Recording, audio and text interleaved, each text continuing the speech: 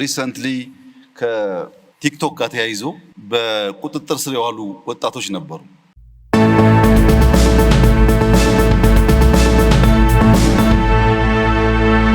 ከኛ የሳይበር ሴኩሪቲ ተቋም ምን እንጠብቃለን የተባለ እንደሆነ አንደኛ ሲስተሞቻችን ፕሮቴክት ማድረግ አለባቸው። እነሱን ተማምነን ሲስተም እንደ ፕራይቬት ካምፓኒ ወይ እንደ መንግስት እንገዛለን እንጠቀማለን። አሱም የምናደርገው የሚደርስብን ጥቃት ካለ ይከላከሉልናል ነው። እያንዳንዱ ሲስተም መከላከል ይጠበቅባቸዋል። ኤኒ ቨርቹዋል አታክ ልክ ፊዚካል አታክ መከላከያ እንደሚከላከለው ቨርቹዋል አታኩን ደግሞ የሳይበር ሴኩሪቲ ተቋም መከላከል ይጠበቅበታል። ሁለተኛ ዳታ ነው። ሲስተም ብቻ ሳይሆን ዳታዎቻችን መከላከል አለባቸው። ሶስተኛ ትውልድ መከላከል አለባቸው። ክሪቲካል ፖይንቱ እዚህ ጋር ነው። ቴክኖሎጂን ኢምብሬስ ማድረግ አለብን። ቴክኖሎጂካል ሳቢ የሆነ ትውልድ መፍጠር አለብን።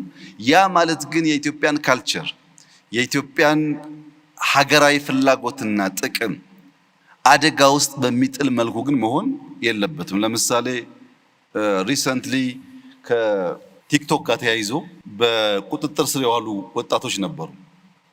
እነዚያ ወጣቶች ለኢትዮጵያ አስፈላጊ ናቸው። ያንን አውድ ተቀላቅለው ፈጥረው ለመማር ስራ ለመስራት መሞከራቸው ሊበረታታ የሚገባው ጉዳይ ነው።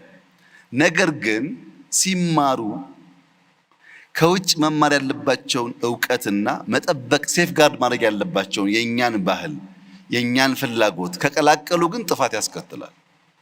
ለዚያ ደግሞ መገሰጽ መመከር ያስፈልጋል ማለት ነው። ግማሹ ለምን ተያዙ ግማሹ ለምን አልተያዙም ይላል። እኛ ልጆቹን ኢንከሬጅ ማድረግ ነው የምንፈልገው፣ ግን እየገሰጽን እያስተማርን። ለምን ለምሳሌ አንድ ሀገር ብንወስድ ስም መጥቀስ ባያስፈልግም ከ16 ዓመት በታች ያሉ ልጆች ሞባይል እንዳይዙ ሕግ ያወጣ ሀገር አለ። ለምን እነዚያ ልጆች ሞባይል ይዘው ከሚያገኙት ዕውቀት በላይ ጥፋት ነው ብሎ አስቧል። ታዲያ እንዴት ቴክኖሎጂ ይጠቀሙ ሲባል ትምህርት ቤት ሲሄዱ ኮምፒውተር አላቸው፣ መምህራን ይቆጣጠራሉ። ቤት ሲገቡ ኮምፒውተር አላቸው፣ ወላጅ ይቆጣጠራል። እዚህ መሃል ግን ስልክ መያዛቸው ጉዳት እንጂ ጥቅም የለውም ብሎ ከልክሏል። ሌላ ሀገር ደግሞ የወሰን እንደሆነ በሳይበር ሴኩሪቲ ተቋም በመገልገል ቲክቶክ በአንድ ሀገር ውስጥ 100% በሚባል ደረጃ ህፃናት ከ16 ዓመት በታች ከሆኑ ከስቴም ውጪ ቲክቶክ ማየት አይችሉም። ቲክቶክ አለ ሳይንስ፣ ማቴማቲክስ፣ ቴክኖሎጂ ነክ ጉዳይ እንጂ ያለባበስ ያዘፋፈን ምናምን ነገር ማየት አይችሉም። ዘግቷል። ያ ሀገር ያ ብቃት አለው። ልጆቼ በቲክቶክ በቴክኖሎጂ ስለ ሳይንስ ሲወቁ፣ ስለ ማቴማቲክስ ሲወቁ፣ ስለ ፊዚክስ ሲወቁ ከዛ ያለፈው ዕውቀት ግን አያስፈልጋቸውም ብሎ ዘግቷል። ኢትዮጵያ ከዚህ ዓመት በታች ያለው ወጣት ስልክ አያዝ ብላ ህግ ካላወጣች፣ ቲክቶክ ደግሞ ፊልተር ማድረግ ካልቻለች፣ መጠንቀቅ ያለብን ነገር በተለይ ኢንፍሉዌንሻል ምንባል በዛ ሰፈር የምንሰራ ሰዎች በእኛ ምክንያት ብዙ ሰው ሊመረዝ ይችላል። ቢኮዝ ህፃናት አንድ የሚወዱት ሰው አለባበሱ፣ አነጋገሩ፣ ቆመናው ሁሉ ኢንፍሉዌንስ ያደርጋቸዋል። እኛ የሚከተለን ሰው እንዳለ አስበን ጥንቃቄ ካላደረግን የኢትዮጵያን ባህል፣ የኢትዮጵያን እምነት፣ የኢትዮጵያን ፍላጎት የሚቃረን ከሆነ ቴክኖሎጂው አጋዥ ሳይሆን ጥፋት ይሆናል ማለት ነው። ቴክኖሎጂ የምንማርበት፣ የምንጠቀምበት፣ የምናድግበት እንዲሆን በእኛ ውስጣዊ ሁኔታ የተገራ መሆን አለበት። ከዚህ አንጻር ሳይበር ሴኩሪቲ በጣም ከፍተኛ ኃላፊነት ያለበት ተቋም ነው። ይህን እንደሚያሳካ ተስፋ ይደረጋል። የተለያዩ ሴክተር እየመሩ ያሉ ወጣቶች ኢትዮጵያ ስትራቴጂ በመንደፍ ብቻ ሳይሆን በዚያ ዘርፍ ሊመሩ የሚችሉ አመራሮች በመፍጠርም ከፍተኛ ተስፋ እንዳለ የሚያመላክት ነው። እኔ እንደዛ የተሰማኝ ያንተን ስሜት ባላቅም በጣም ደስ የሚል ቀን የነበረን። እነዚህ ልጆች ያን ያሳካሉ የሚል ተስፋ አለ። ክቡር ጠቅላይ ሚኒስትር እንግዲህ 2030 ስትራቴጂ ክሮስ ከቲንግ ናቸው ብሎ በሁሉም ዘርፍ እንዲተገበሩ እንድንጠቀማቸው ከተቀመጡ ጉዳዮች ውስጥ አንዱ አርቲፊሻል ኢንቴሊጀንስ ነው እና ኢንዱስትሪ 5.0 ናቸው። እነዚህ በዘርፎቻችን በስራ ሂደቶቻችን እነዚህን ዲፕሎይ አድርገን መጠቀም ከቻል የትየለሌ የሆነ ውጤትና ምርታማነትን ያጎናጽፋሉ ለሀገርም ለዜጋም እንደ ግለሰብ እና አጠቃላይ ሀገራዊ ልማትና ብልጽግናችን ለማረጋገጥ የአርቲፊሻል ኢንቴሊጀንስ እና ኢንዱስትሪ 5 እንዴት መገልገል ይኖርብናል ብለው ያስባሉ? ኢንዱስትሪ 5.0 የሚባለውን ሪሰንትሊ ዩኤን አዶፕት ያደረገው ሀሳብ ከዚህ ቀደም ከምናቀው የኢንዱስትሪ 1.0 2.0 የተለየ ነው። ኢንዱስትሪ 4.0 ለምሳሌ አርቲፊሻል ኢንተለጀንስ ነው፣ አንድ ሴክተር ላይ የመጣ እድገት ነው። 5.0 ግን ኮንቨርጅ ያደረገ ነው፣ ለአንድ ሴክተር ሳይሆን እያንዳንዱ ቴክኖሎጂ ሰው ተኮር መሆን አለበት። ሴንተር ማድረግ ያለበት ሰው ነው። ለሰው በሚያገለግልበት አውድ መጠቀም አለብን። የሰውን የኑሮ ደረጃ ኤሊቬት የሚያደርግ የሚያሻሽል መሆን አለበት የሚል እሳቤ የያዘ ነው። በምን ይገለጻል ይሄ? ለምሳሌ ከዚህ ቀደም ታይፕራይተር ነበረ። ኮምፒውተር ሲመጣ ታይፕራይተር ጠፍቶ ኮምፒውተር ተካው። አሁን ባለው በአርቲፊሻል ኢንተለጀንስ ዘመን የ5.0 እሳቤ ግን እንደዚህ አይደለም። ለምሳሌ ኤአይ ማለት ሁሉ ነገር ነው። መሶብ ኤአይ ነው። ኢኮሜርስ ኤአይ ነው። ኢገቨርነንስ ኤአይ ነው። ድሮን ኤአይ ነው። አንማንድ መኪና ኤአይ ነው። ሮቦትስ ኤአይ ነው። የሆነ ሴክተር ለመመለስ የመጣ ሳይሆን ለአንተ ፍላጎት የመጣ ነው። ለምሳሌ አንተ እድሜ ጠና ያለ ሆኖ ዋናው ችግርህ ቤትን የሚያጸዳልህ ሰው ከሆነ የምትገዛው ሮቦት ያንተ የአርቲፊሻል ኢንተለጀንስ ሶሉሽን የቤት ጽዳት የሚያጸዳ ብቻ ይሆናል። ኦር አንድ አርሶ አደር በጣም ሰፊ ማሳ አርሶ ማሳውን ከሌቦች ወይም ከዝንጀሮ መጠበቅ ከዚህ ቀደም ታውቅ ከሆነ በገጠር ልብስ አልብሰው አርሶ አደሮች ልክ እንደ ሰው ያቆማሉ አይደለም? አውሬ እንዲያይ ማለት ነው። አሁን የምትገዛው ሮቦት ግን ኤአይ የሚሰጥ ሶሉሽን ይሄን ችግር ስታቀርብለት ሮቦት ነው። በየሆነ ዲስታንስ ቆሟል። ማታ ላይ ድምፅ ሲሰማ፣ ኮቴ ሲሰማ፣ እንቅስቃሴ ሲያይ አውቶማቲካሊ መብራት እንዲያበራ ካዘዘው አርቲፊሻል ኢንተለጀንስ መብራት ያበራል። መብራት በሚያበራበት ሰዓት ሌባም ይሁን አውሬ ከመጣ ይደነግጣል። መብራቱ መልሶ የሚጠፋው የሚስጥር ኮድ ለሲስተሙ ከሰጠው ብቻ ነው። ለምሳሌ በለጠ ነኝ ካልከው ይጠፋል፣ ካላልከው አይጠፋም። ያን የሚስጥር ኮድ የማያውቅ ሌባ ከመጣ ዝንጀሮ ከመጣ ይበራበታል፣ ሊበላ አይችልም ማለት ነው። ሁለተኛው ደግሞ ከበራበት በኋላ እንቅስቃሴ የሚያደርግ ከሆነ ያ የመጣው ጠላት ወይም ሌባ ሮቦቱ በድምፅ በአላርም በእንቅስቃሴ እንዲያስፈራራው ማድረግ ይቻላል። ለአርሶ አደር ደግሞ የሚያስፈልገው ማሳ የሚጠብቅ ሊሆን ይችላል። ለአንደኛው ደግሞ በመኪና ተንቀሳቅሶ ምርቱን ከተማ የሚያደርስ ሊሆን ይችላል። በአንደኛው ደግሞ ያመረተው ምርት በአየር ላይ ድሮፕ የሚያደርግ ድሮን ሊሆን ይችላል።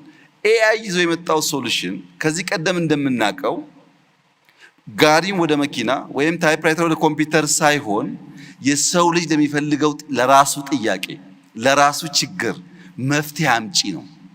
አሁን የኛን ኤአይ ብትወስድ ታስታውሳለህ። አንተም የዛሬ 5 ዓመት ገደማ የኤአይ ተቋም ያስፈልገናል ሲባል ምንም የአፍሪካ ሀገር እኛ በጀመርንበት ደረጃ የኤአይ ኢንስቲትዩሽን መፍጠር ያሰበ የሞከረ አልነበረም። የኤአይ ስትራቴጂ የፈጠረ ሀገር አልነበረም። እኛም ውስጥ አከራካሪ ጉዳይ ነበር፣ ለምን ያስፈልጋል የሚል። ኤአይ ባይኖር ኖሮ ሁላችሁም እንደምታውቁት ኢትዮጵያ ውስጥ የመጡ መንግስታት ወይም የመጡ ሹመኞች በሙሉ ስለ ሲቪል ሰርቪስ ሪፎርም ያላወራ መንግስት የለም።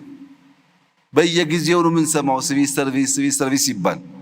መሶብን መፍጠር የቻለ ግን የለም። ለምን? ኤአይ አልነበረማ። ኤአይ መሶብን ፈጠረና ያ የረጅም ጊዜ ትልሞቻችን አሁን ባለበት ደረጃ እንዲሳካ አስቻለ።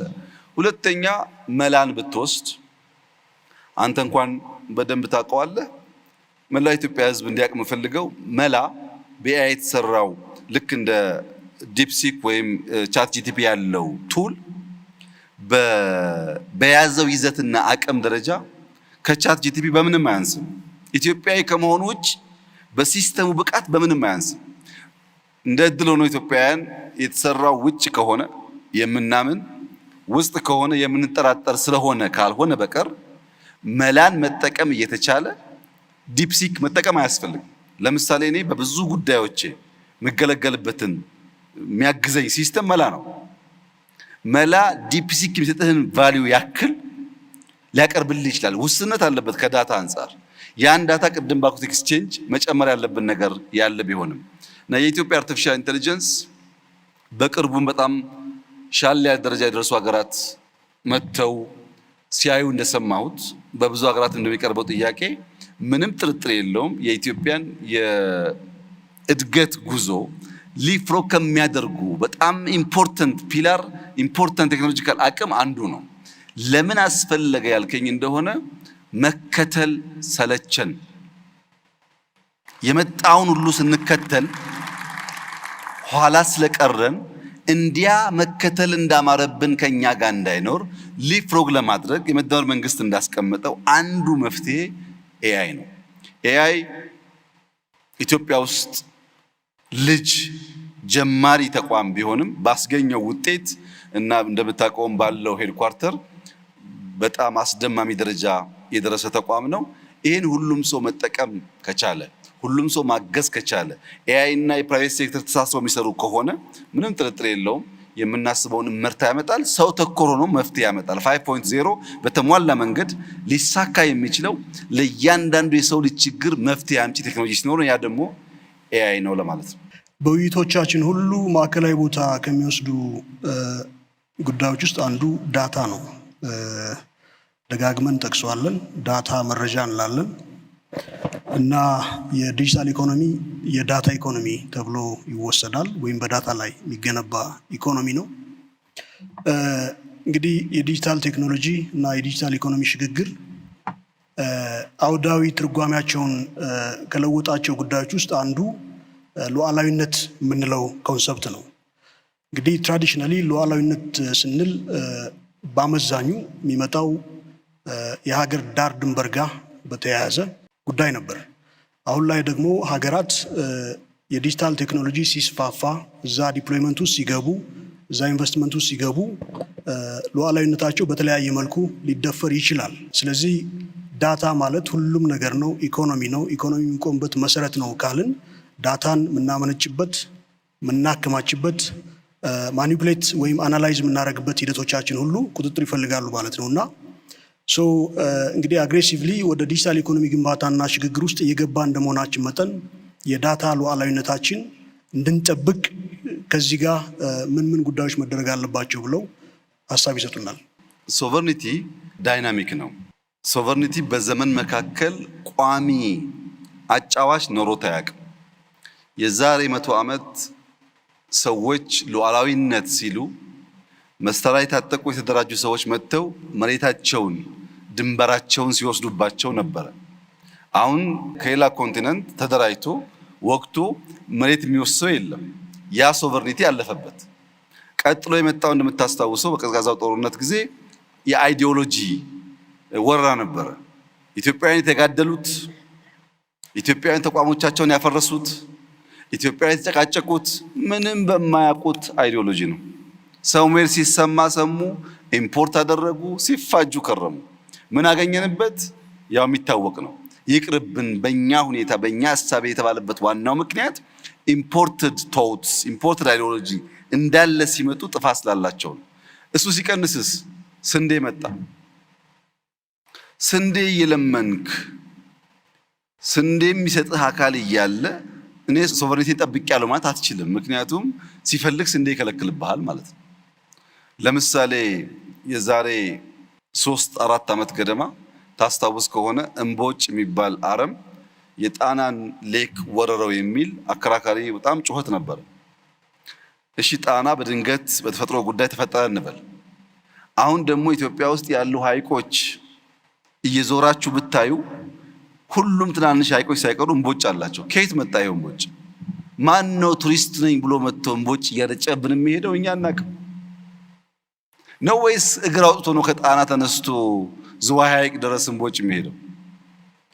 ትክክለኛው መልስ በእጄ ኖሮ ሳይሆን ዲፔንደንት የሆኑ በራሳቸው ምግባቸውን የማያመርቱ ሐሳባቸውን የማያመርቱ የሥራ ሂደት የማያመርቱ ሀገራት ስለ ሶቨርኒቲ ሊያወሩ አይችሉም። አሁን ባለው ዘመን በኤአይ ዘመን አንደኛው ዳታ ነው። ለምሳሌ ኢትዮጵያ ውስጥ ጉንፋን በተደጋጋሚ ይነሳል። ኢትዮጵያ ውስጥ ጉንፋን ተደጋጋሚ የሚነሳው ጥቅምት ወር ነው። ኢትዮጵያ ውስጥ ጉንፋን ተደጋጋሚ የሚነሳው በማዕከላዊ ኢትዮጵያ ነው። ኢትዮጵያ ውስጥ ጉንፋን ተደጋጋሚ የሚነሳው በወንዶች ላይ ነው። ይሄ ዳታ ቢኖር አዘን ኤግዛምፕል ይሄ ዳታ እኛ ከሌለን ይሄ ዳታ ያለው ሀገር በሚቀጥለው ዓመት ጉንፋን እንደሚመጣ አውቆ መድኃኒት ያዘጋጅልናል። በዛ ዳታ መድኃኒት አዘጋጅቶ አንተ ትታመማለህ፣ እሱ ያቀብልሃል መድኃኒት። መድኃኒትን እስካላመረት ድረስ ሶቨሬኒቲ ልታወራ አትችልም። ዳታን መቆጣጠር፣ ዳታን ከአንተ ፍቃድና ፍላጎት ውጭ ሌሎች አክሰስ እንዳያደርጉ ማድረግ ማለት ልክ ካሽ ሀብት ወይም የውሃ ሀብት የወርቅ ሀብት እንደመከላከል ማለት ነው። ሌትስ ሴይ አሁን ዳታውን በክላውድ ቅድም እንሰራለን ስላላችሁ ገነባችሁት ብለን ደግሞ እናስብ። ዳታ ሴንተር ገንብታችሁ ዳታችን እንቆጣጠራለን ደግሞ ይባል። ቀጥሎ ደግሞ የቺፕስ ጉዳይ ይመጣል። ዳታ ሴንተሩ የሚገነባበት ቺፕስ አልሰጥህም ይላል። የሁሉ ቺፕስ የሁሉ ቴክኖሎጂ ኢንፑት አፍሪካ ሆና እያለች አፍሪካ ሁሉንም ቺፕስ ከውጭ የምታመጣ ከሆነ ስንዴ ብታመርትም በቺፕስ ደግሞ ነገ ትያዛለች። እና ሶቨርኒቲ ዳይናሚክ ነው። በየዘመኑ ካለ ጉዳይ ጋር እያደገ ነው። ለምሳሌ አሁን ፋይዳን ውሰድ። ፋይዳ ሲስተም 30 ሚሊዮን ሰው ደርሰናል አለ። 30 ሚሊዮን ማለት አፍሪካ ውስጥ ከግማሽ በላይ የአፍሪካ ሀገራት 30 ሚሊዮን ፖፑሌሽን የላቸው። በአፍሪካ ሀገራት ሳይ ብትወስድ ሙሉ 100% ፖፑሌሽኖቻቸውን በፋይዳ አስተሳስረዋል ማለት ነው። ፋይዳን ነዮዳይ ስለሰሩት ዛሬ ለዛምቢያ ማርኬት ለማቅረብ ለተለያዩ አፍሪካ ሀገር ለማቅረብ ድርድር ላይ ናቸው። ለምን? ቴክኖሎጂ ኦውን ስላደረግን። ቅድም ክቡር አቶ ቴዎድሮስ ምህረት ጋር እናወራ ነበረ። የፍርድ ቤት ስርዓታቸውን ኦቶሜት ስላደረጉ 2-3 የአፍሪካ ሀገራት መጥተው የእነሱን ሲስተም መግዛት ጥያቄ እያቀረቡ ነው። በሞባይል መኒ በቴሌብር በቅርቡ የኢትዮ ቴሌኮም ሲኦ ካሜሮን ነበሩ እንደምታስታውሰው። የእኛ ሞባይል መኒ እዛ ሊሸጡ የተነጋገሩ ነው ያሉት። በፋይዳ በፔሜንት ሲስተም መሶብ በርካታ ሀገሮች እየጠየቁ ያሉበት ዋናው ምክንያት ምንድን ነው? አፍሪካ ውስጥ ጥቂት ሀገራት እኔም አንተም የምናውቃቸው ሀገራት ሲስተሞቻቸውን ከሌላ ዓለም አመተው ተጠቅመው እነዚያ ሀገራት ጋር እሰጣ ገባ ውስጥ ሲገቡ የፍርድ ቤት ሲስተም የተዘጋበት ሀገር አለ። የፔሜንት ሲስተም የተዘጋበት ሀገር አለ። የሜዲካል ሲስተም የተዘጋበት ሀገር አለ። ከውጭ ስናመጣ ሲስተሙን በርቀት ይዘጉብንና እንቅስቃሴ ስለሚያግቱን አፍሪካ ውስጥ አቅም ካለ የአፍሪካን አቅም መጠቀም ይሻላል የሚል እሳቤ አሁን በጣም በርካታ ሀገራት ውስጥ እየተፈጠረ ነው ያለው። ታዲያ ችግሩ ምንድን ነው?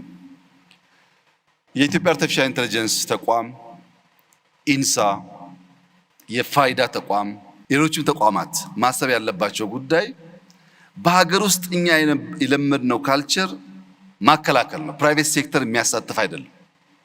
አሁን ካሜሮን ወይም ጋና ወይም ታንዛኒያ መሄድ ስናስብ ኢንሳና ፋይዳ በቀጥታ መሄድ ብቻ ሳይሆን የኢትዮጵያ ሀገር በቀል ፕራይቬት ሴክተር ካምፓኒዎች እያደጉ ያሉ ስታርታፖች እንዲሄዱና እንዲሰሩ አስፈላጊው ድጋፍ የተደረገላቸው በአፍሪካ ማርኬት እንዲወዳደሩ ካላደረግን በቀር የመንግስት 3 እና 4 ኤጀንሲዎች ያን ነገር ሊያሳኩት አይችሉም። እኛ ማሰብ ያለብን ነገር የፕራይቬት ኩባንያ ሆኖ ኢትዮጵያዊ ኩባንያ ሆኖ 5 ቢሊዮን ብር ቢያተርፍ ምንም ችግር የለውም። የኛ ኩባንያ እስከሆነ ድረስ የግድ ኢንሳ መሆን የለበትም፣ የግድ ኤአይ መሆን የለበትም። ፕራይቬት ሴክተር ኢትዮጵያዊ ተቋማት የኛን ቴክኒካል ድጋፍ፣ ፋይናንሻል ድጋፍ፣ የማርኬት አክሰስ ድጋፍ እያገኙ በአፍሪካ ማርኬት ውስጥ ስራ እንዲሰሩ ካደረግናቸው በዛ ልክ ዳታ እናገኛለን፣ ልምድ እናገኛለን፣ ገንዘብ እናገኛለን። በለጠ ሰራውና ኤአይ ሰራው ወይም ኤክስ ኩባንያ ሰራው በኢትዮጵያ ደረጃ በማክሮ ሌቭል ሲታይ ለውጥ የለውም። ተቋማትና ኃላፊዎች ማከላከል ሳይሆን ፕራይቬት ሴክተር በተለይ ስታርታፕስ ደግፈን ወዲያ ማርኬት እንዲወጡና ትርፋማ እንዲሆኑ ማድረግ ስንችል ነው እንግዲህ ቅድም የተባለው ዩኒኮርን ሊሳካ የሚችለውና ሲስተሞች አሉ፣ ፍላጎት አለ። ፕራይቬት ሴክተር ማሳተፍን ታሳቢ ካደረግን በተሟላ ሁኔታ የዳታ ሶቨርኒቲ ብቻ ሳይሆን የሌላንም አክሰስ የማድረግ አቅማችን እያደገ ይሄዳል ማለት ነው። እንደ እውነቱ ከሆነ ይህንን ብዙዎቻችን ወደ የተቋሞቻችን መልሰን አሁንም የምናጤነው የምንማርበት ጉዳይ እና መልእክት እንደሆነ እገነዘባለሁ። የዳታ ሉዓላዊነት ጉዳይ ሴንትራል ነው። ተጋላጭነታችን ለመቀነስ አሁን በተባለው ልክ ኮንሺየስ ሆኖ መስራት ማልማት ይጠበቃል። እሱ የተማርንበት መልእክት ነው ለማለት ያህል ነው። አንድ 3 ጥያቄ ሰጣለሁ። በመጀመሪያ ክቡር ጠቅላይ ሚኒስትር በጣም አመሰግናለሁ ይሄ ድል ስለሰጠኝ። አብርሃም አሰፋ እባላለሁ። የጤና ፈርስት የቴሌ ሄልዝ ቴክ ካምፓኒ ኦነር ነኝ። ጤና ፈርስት ትንሽ ብሪፍ ለማድረግ የቴሌሜዲሲን ፕላትፎርም የዛሬ 1 ዓመት ተኩል ተቋቁሟል። እስካሁን ከ2000 በላይ የጤና ባለሙያዎችን ኦንቦርድ አድርጎ ከ10,000 በላይ ታካሚዎችን በተለይ ሩራል ኤሪያዎችን ሰርቭ እያደረገ ይገኛል። ራይት ናው አንድ እናት ከገጠር ጀምራ የምትፈልገውን የጤና ስፔሻሊቲ ዶክተር ባላት በዛች ትንሽ ስልክ አክሰስ ማድረግ ችላለች። አጠገቧ ባለ ፋርማሲ ኤሌክትሮኒክ ፕሪስክሪፕሽን እየላክን እዛ መድኃኒት ዲስፔንስ ማድረግ ትችላለች። አጠገቧ ባለው የላብራቶሪ ተቋም በሲስተም የላብራቶሪ ሰጥታ የላብራቶሪ ቴስት ወደ ዶክተሩ መላክ ችሏል። በዚህ መሰረት ሰዎችን ሰርቭ እያደረግን እንገኛለን እና በተለይ የዶክተር አለ የሚባል አንድ ኢኒሼቲቫችን በቅርብ ላውንች ያደረግነው አንድ ገጠር ያለ ክሊኒክ ታካሚ ወደዛ ቦታ ሲሄድ የስፔሻሊቲ እጥረት ካለ ወደ ከተማ ሪፈር ያደርጉታል። ያን ከማድረግ ይልቅ ከጤና ፈርስት ከፕላትፎርማችን ላይ ስፔሻል ዶክተሮችን ኦንቦርድ በማድረግ በዛ ባለው ቀያው ባለው ክሊኒክ ውስጥ መታከም እንድትችል አስችለናል እና ይህን እየሰራ እንገኛለን። መንግስት ቢያግዘን ይህን ጤና ፈርስት ፕላስ የሀገር ሀብት ነው፣ እኛ ጀምረነዋል። ስለዚህ መንግስት ይህንን ተደራሽ እንዲያደርግ በተለይ በጤና ሚኒስቴር አዲስ ጤና የሚባል ተመሳሳይ ፕላትፎርም ተገንብቷል እና እንደ ስጋት ነው። ምክንያቱም ኦልሬዲ ዊ ኢንቨስት አሎት እና መንግስት እዚህ ላይ 50 በላይ ሼር ኦን አድርጎ ቢሰራበት በጣም ደስ ይለናል። ኢስት አፍሪካ ላይ ሙቭ የማድረግ ኢኒሼቲቮቹ አለን እና መንግስት ቢያግዘን ብዬ አመሰግናለሁ። ስሜ አሌክሳንደር ሳሙኤል ይባላል። ከኢንሳ ታለንት ሴንተር ነው የመጣሁት። እዛ በቆየሁበት ቆይታዬ የራሴን ስታርታፕ ፋውንድ አድርጌ ፕላስ ደግሞ ከውጭ ካምፓኒዎች ጋር ዲሎችን አድርጌ የሀገራችንን የመጽሐፍ ኢንዱስትሪ ይረዳል ብዬ ማስበው አውተሮቻችንን ይረዳል ብዬ ማስበውን የራሴን ሰኒቮ የሚባል ስታርታፕ ከፍቼ ነበር። አሁንም እየሰራ ነው። ጥያቄ ኳንተም ኮምፒውቲንግ የሚባለው የኮምፒውቲንግ ክፍል ኢትስ በጣም ሂውጅ። እሱ ላይ ምንሰራ ከሆነ ዲጂታል ኢትዮጵያ በጣም ሰክሰስፉል ይሆናል ብዬ አስባለሁ። ዓለምም እየሰራችበት ስለሆነ እና እዛ ላይ እየተሰራ ያለ ስራ ካለ ቢነገረኝ እላለሁ። መልእክቴ ደግሞ እዚህ ያሉት ኢንስቲትዩሽኖች ኢንሳም፣ ኢትዮ ቴሌኮምም ኤአይም ብቻቸውን ዲጂታል ኢትዮጵያ 2013 ማሳካት አይችሉም። ሁላችንም አንድ ላይ በአንድ መንፈስ ዲጂታል ኢትዮጵያን በመፍጠር ካልተሰራ ማሳካት ስለሚከብድ ሁላችንም እንድንሰራበት እጠይቃለሁ ማለት ነው። አመሰግናለሁ። ሀዊ አቶ ሙሳ እባላለሁ። በኢትዮጵያ ቡናና ሻይ ባለስልጣን የአይሲቲ ስራ ክፍል አስፈጻሚ ነኝ። እንደ ሀገር ዲጂታላይዜሽንን በተመለከተ እኛም የቡናው ሴክተር ላይ በጣም ብዙ የሰራናቸው ስራዎች አሉ። ኢዩ ካወጣው ሬጉሌሽን አንጻር የሰራ ነው የቡና ዱካ መከታተያ ሲስተም አለን። ይህንን ሲስተም ላውንች አድርገናል። ይህን በተጨማሪም ደግሞ ከፋይዳ እና ከናርሌስ ከሚባለው በሚኒስትሪ ኦፍ አግሪካልቸር ጋር ካለው ሲስተም ጋር ኢንተግሬት አድርገናል። እንደ ዲፓርትመንትም እንደ ሀገርም ግን አንድ ጥያቄ አንድ ስጋት አለኝ። የመጀመሪያው ጥያቄ ምንድነው? ቡና ለሀገር ከሚያመጣው የሀገራችን የጀርባ አጥንት ከመሆን አንጻር ዲጂታሊም ብቻ ሳይሆን በተለያዩ መልኩ መደገፍ የሚገባው ሴክተር ነውና አሁን እዚህ ሁላችሁም የተለያዩ ሴክተሮችን ሰፖርት የምታደርጉ አካላት በጣም የናንተ ድጋፍ ያስፈልገናል። ኢንፍራስትራክቸሮቻችን እታች ስንወርድ ይሄንን ዱካ ለመከታተል ስራው ኢምፕሊመንት ሲደረግ ከአርሶ አደሩ ማሳ ጀምሮ ነው ይሄንን ስራ የምንከታተለውና ከኢንፍራስትራክቸር አንጻር ከ50% በታች ነው ልንል እንችላለን። ኢምፕሊመንት ለማድረግ ሬጉሌሽኑ 1 ዓመት ቢራዘምም በጣም ሰፖርት ያስፈልገናል። እሱ ላይ ድጋፋችሁን እንፈልጋለን። ሌላው ከዳታ ሶቨሬኒቲ አንጻር ደግሞ በሀገር በቀል ተቋማት እነዚህ ስፓሻል ዳታዎች እየተሰበሰቡ ነው ያለው which is good። ግን ይሄንን አስታካው ዶኔት የሚያደርጉ አካላት አሉ። ፕላስ እነዚህን ስፓሻል ዳታዎች ለመሰብሰብ ፍቃድ ያገኙና እነዚህን ዳታ እየሰበሰቡ ያሉ የውጭ አካላትም አሉ። እነዚህ አካላት ስፓሻል ዳታዎቹን በሚሰበስቡበት ወቅት ግን የራሳቸው ክላውድ ሰርቨር ላይ ነው የሚቀመጠውና ይሄ ደግሞ እንደ ሴክተሩ ሰው ስጋት ይሆናል ብዬ ማስበው ስለሆነ ትኩረት ቢሰጥበት ለማለት ነው። አመሰግናለሁ።